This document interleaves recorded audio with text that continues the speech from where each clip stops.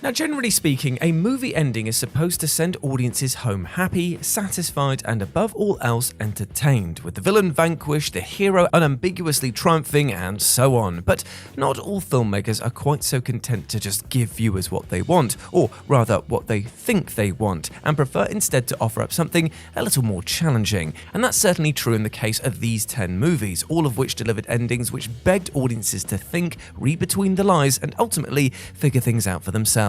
So let's take a look at them. As I'm Jules, this is Whatculture.com, and these are 10 movie endings you definitely misunderstood the first time around.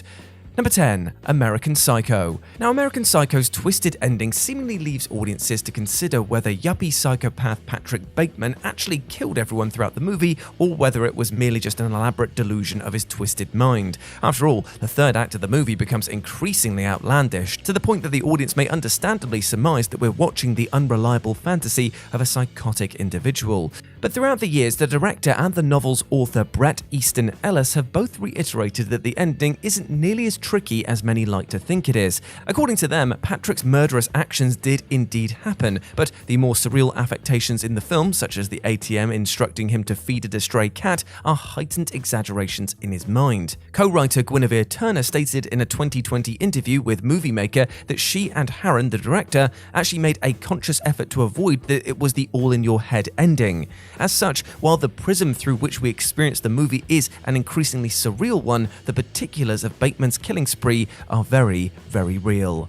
Number 9. In Bruges. Martin McDonagh's delirious black comedy In Bruges concludes with Ray as the last hitman standing, or rather sitting, as he's wheeled into an ambulance after being shot repeatedly by fellow assassin Harry Waters.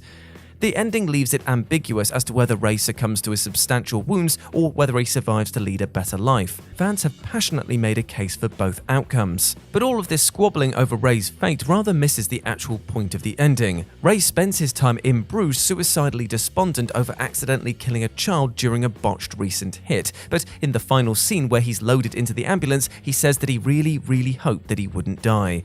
The true meaning of the ending is even simpler than Ray living or dying. After wallowing in his own guilt for the movie's entire runtime, he finally decides he wants to live, regardless of whether he survives or bleeds out 5 minutes later. Number 8. Inception. In a similar vein to In Bruges, we have a contentious movie ending that's wildly misunderstood because exhausting audiences just get hung up on the wrong detail, especially on their first viewing. Christopher Nolan's Inception of course ends with Cobb completing the titular task and being granted passage back to the US to be reunited with his children.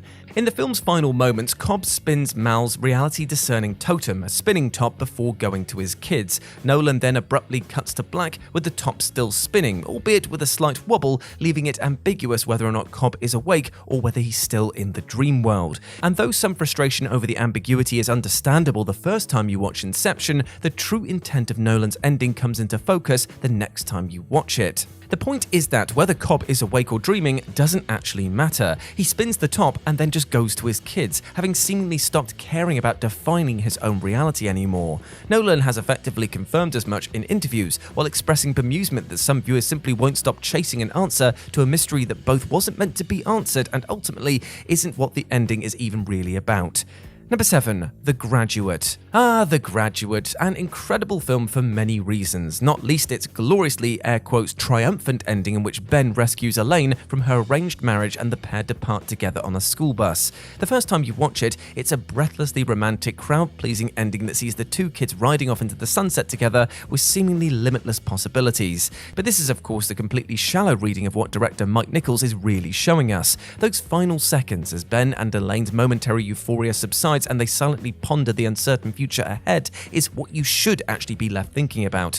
After all, no story simply ends with the happy ending. There's so much more life left to be lived, filled with ups and downs, and that is when The Graduate ends. So who's to say what becomes of Ben and Elaine? It's certainly an ending worth returning to as you get older, because it takes on a totally different tenor compared to the more sunny, optimistic perspective that you're likely to have in your younger years. Number 6. The Green Knight. David Lowery's mesmerizing medieval epic The Green Knight is an admittedly bewildering experience, and one that you can't really be blamed for not fully getting first time around. The film ends with Gawain finally facing the Green Knight. removing his protective green girdle and preparing to be beheaded by the knight. At this moment, the knight praises Gawain for his bravery, runs a finger across his throat, and playfully says, "Off with your head," before smiling as the film suddenly cuts to the end credits. Now, many took this ending at pure face value, that Gawain was indeed decapitated by the knight and that the director simply stopped short of showing us. But take a closer look at the knight and his amused reactions. It suddenly seems like he wasn't about to kill him. Rather, he surely lets Gawain go because he passed his final test by removing the girdle and accepting that his life is finite. Off with your head is basically the knight saying cheekily, "Off with you and be gone," and absolutely lines up with the original tale, where the knight nearly nicks Gawain's neck before letting him go free. Number 5. Annihilation.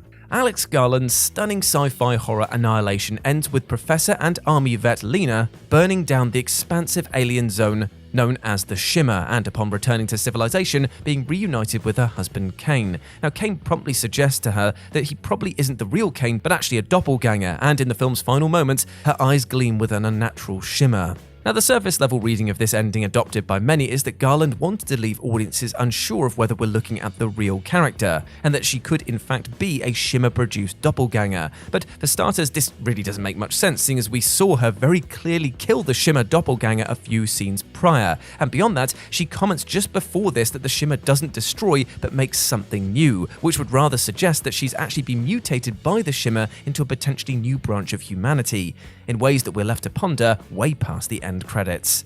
Number 4. Total Recall. Years before movies like American Psycho and Inception with supposedly ambiguous endings related to uncertain realities, there was the 1990 Arnold Schwarzenegger starring sci-fi classic Total Recall. Schwarzenegger plays Douglas Quaid, a construction worker who receives an implanted memory of a Mars adventure which soon enough takes a perilous turn, leaving both him and the audience unsure of whether what he's actually experiencing is a dream or reality. Now, the ending seems to leave audiences to decide it for themselves whether or not Quaid is really a secret agent who took part in the Mars Revolution or was merely just a regular guy living out a dream in Recall. But given that the film's very final moments show Mars is now blue sky, and the Mars dreams Quaid selected at the start of the story specifically pointed out a blue sky, the answer doesn't seem that much up for debate. Furthermore, director Paul Verhoeven stated on the film's DVD commentary that he preferred to believe that Quaid was indeed living inside a dream, and given that he literally shot the movie with that mindset, well, the outcome really speaks for itself.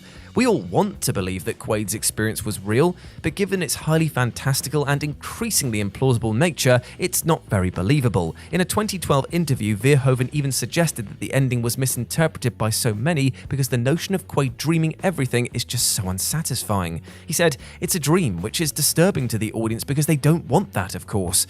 They want an adventure story, they don't want a fake adventure story, so they are on Quaid's side trying to believe that it's all true, while the Doctor is trying to tell him that it's not true." Number 3. The Power of the Dog. The Power of the Dog stirred up quite the debate online, with more casual audiences seemingly left confused by its ambiguous ending. Social media was quickly flooded with comments following the film's Netflix release as viewers debated whether or not Peter intentionally killed rancher Phil by giving him a diseased cowhide, which in turn caused him to suffer a fatal infection. Now, there was a surprising amount of confusion and misunderstanding around the ending, even while others pointed out that in the film's final scene we quite literally see Peter carefully handling the lasso made from the diseased cowhide with gloves and placing it underneath his bed.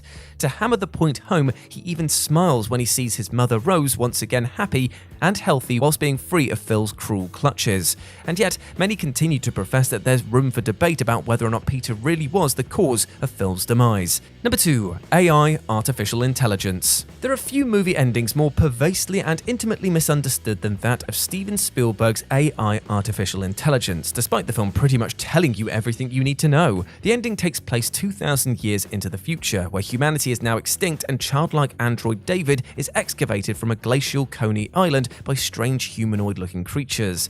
Many simply pawn these entities off as aliens who'd come to visit Earth on the basis of how they look, but they're in fact actually highly advanced mecha known as specialists, who are desperate to learn more about their human creators. The film does basically explain all of this to the audience, but that didn't stop many taking the mecha at literal face value during the first viewing, by seeing the creatures' form and just assuming that they were extraterrestrials. AI is perhaps more than any other film on this list one that you should absolutely watch twice just to soak in all of the details, and it's little surprise that numerous prominent critics, including Mark Kermode, went on to re-evaluate its quality after revisiting it years later.